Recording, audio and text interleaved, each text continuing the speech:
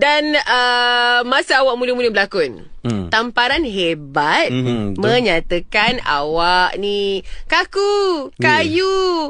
Semua orang nak komen. Jadi macam mana you overcome that? Macam benda tu macam kalau aku berhenti terus be.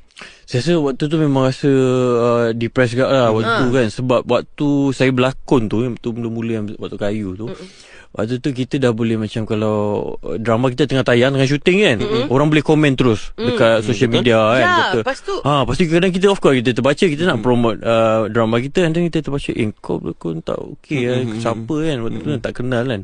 Orang tak pernah tengok acting kita kan. Betul, keras macam kan. Lepas tu pada masa sama kita still lagi tengah syuting kan. Rasa waktu ada rasa macam okay, ni first and last. Okay, lepas dia tak nak ambil job aku buatlah kerja lain ke apa. Ada tak rasa benda-benda tu? Sebab waktu tu teruk lah Rasa tak macam nak reply tu tak? Tak saya rasa saya terima je. Sebab yelah, benda yang dia cakap tu fakta kan. And then kita lah, maksudnya kalau kita tahu benda tu adalah kritikan yang betul, apa cara kita untuk kita ubah jadi make sure benda tu ada improvement ke. So itu yang saya cuba buat, ada progress kan, slowly kan.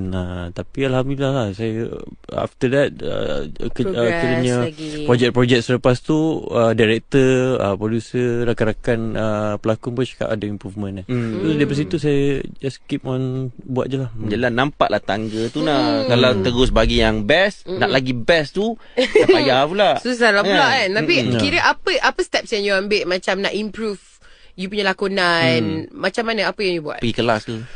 Saya tak sempat pergi kelas masa tu. Sebab waktu tu bila dah habis tu saya ambil job lain. Habis tu saya ambil job lain. Yalah, back to back, saya banyak belajar dengan pelakon-pelakon senior.